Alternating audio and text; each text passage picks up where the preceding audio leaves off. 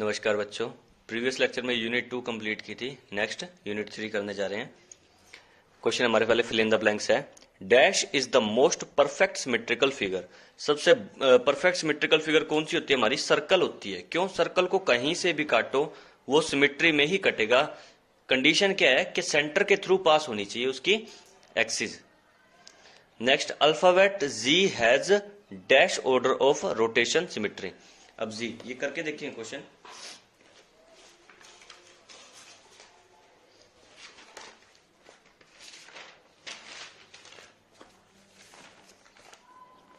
फिर हमारा क्या है? जी है, ठीक है, जेड बोलते हैं जिसको।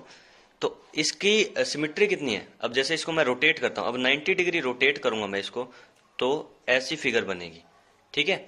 और फिर मैं अगर इसको कंप्लीट 180 डिग्री रोटेट कर दूं, ये क्या हुआ? हमारा 90 डिग्री का रोटेशन हुआ। अच्छा, रोटेशन कैसे ले रहा हूं मैं? क्लॉकवाइज ले रहा हूं, ठीक है। ऐसे करके इसको रोटेट किया 90 डिग्री, फिर एक 90 डिग्री और रोटेट करके देखता हूं, तो फिर ऐसा बन गया, ठीक है। फिर 90 डिग्री और रोटेट करके देखता हूं तो फिर ऐसा बनेगा। फिर 90 डिग्री और करूंगा तो ऐसा बनेगा।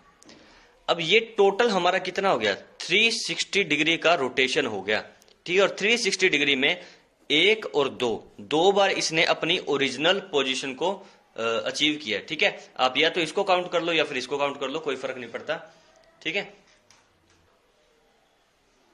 तो अगर इसको हम ओरिजिनल पोजीशन मानते हैं तो इसके बाद कौन कौन सी पोजीशन आई जो हमारी ओरिजिनल के इक्वल थी? एक तो ये आई और दूसरी का कौन सी आई? ये। तो हमारा रोटेशन कितना हो गया? ये 2 हो गया, ठीक है।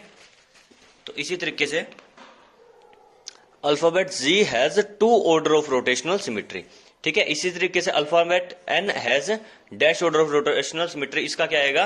2 ही आएगा। इसका भी आप रोटेट करके देखेंगे इसको खुद से। फिर नेक्स्ट है, name any 3 figure that have both line symmetry and rotational symmetry. मतलब जिसमें लाइन सिमेट्री भी हो, रोटेशनल सिमेट्री भी हो। इक्विलेटरल ट्राइंगल, ठीक है। इसमें अगर इक्विलेटरल ट्राइंगल का पहले भी हमने किया था, तो वर्टिसेस के थ्रू आप इसको कट करेंगे तो क्या आएगा? Line symmetry.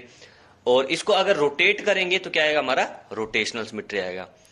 तो इक्विलेटरल ट्राइंगल हो गया, स्क्वायर हो गया और एक स्टार हो गया, ठीक है। स्टार टाइप शेप जो होती है हमारी इस तरीके की, उसमें। फिर नेक्स्ट है, इफ अ फिगर हैज 2 और more line of symmetry should it have symmetry rotational symmetry. मतलब जिसमें अगर एक से ज्यादा लाइन ऑफ सिमेट्री आएगा तो उसमें रोटेशनल सिमेट्री बिल्कुल आएगा ही आएगा।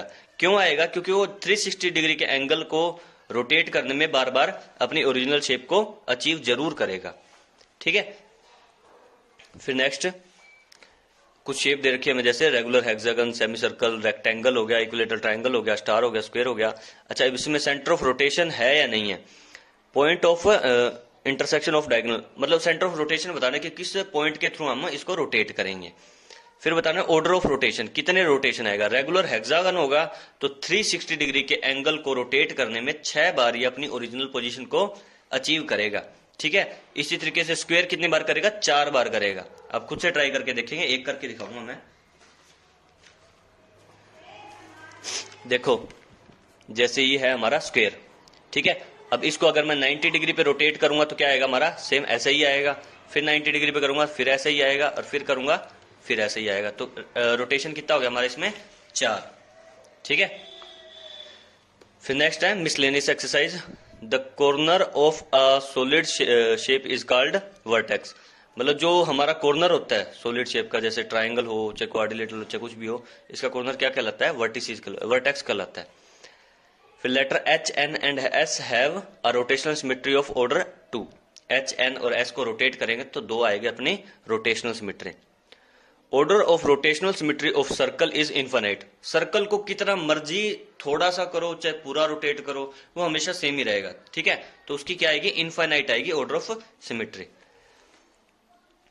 A parallelogram has 0 line of symmetry. आप पैरेललोग्राम को अगर रोटेट करोगे तो सेम शेप नहीं आएगी बिल्कुल भी, ठीक है। वो पूरी 360 डिग्री के बाद ही आएगी, तो 0 लाइन ऑफ सिमेट्री होगी। Each face has each face of a cuboid is a square. जो हमारा क्यूबॉइड होता है उसका हर एक फेस क्या होता है? स्क्वायर। अच्छा, इस क्वेश्चन में थोड़ी सी करेक्शन है, ये क्यूबॉइड की बजाय यहां पे एक क्यूब आएगा। क्यूब का हर एक फेस क्या होता है? हमारा स्क्वायर होता है, ठीक है। आगे बढ़ते हैं।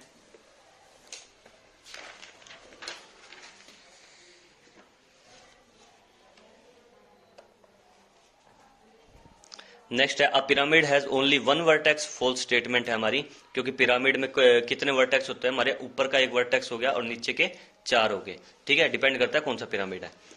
फिर नेक्स्ट है order of rotational symmetry of a semi circle is 1, semi circle की रोटेशनल सिमेट्री कितनी होगी हमारी, हाँ सेमी सर्कल है हमारा जो हाफ सर्कल है इस तरीके का कुछ, ठीक है, तो जब आप इसको रोटेट करोगे तो पूरे 360 डिग्री के एंगल पे ये एक बार क्या होगा, अपनी ओरिजिनल शेप को अचीव करेगा, ठीक है। तो क्या हो गया, इसके ऑर्डर ऑफ रोटेशनल सिमेट्री कितनी होगी, इसकी 1 होगी। फिर नेक्स्ट है a mirror reflection leads to symmetry, true statement हमारी, क्योंकि अगर उसकी रिफ्लेक्शन सेम आ रही है तो मतलब वो सिमेट्री है उसमें, ठीक है। फिर नेक्स्ट है an equilateral triangle has 4 line of symmetry, गलत है, इक्विलेटरल ट्राइंगल में कितनी होती है, 3 लाइन ऑफ सिमेट्री होती है हमारी।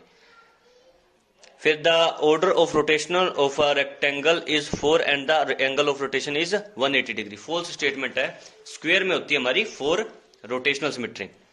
फिर a circle has 1 line of symmetry, ये भी फॉल्स है, इनफाइनाइट लाइन ऑफ सिमेट्री होती है हमारी। अ cube is a 3D figure which a circle is a 2D figure, बिल्कुल सही बात है हमारी।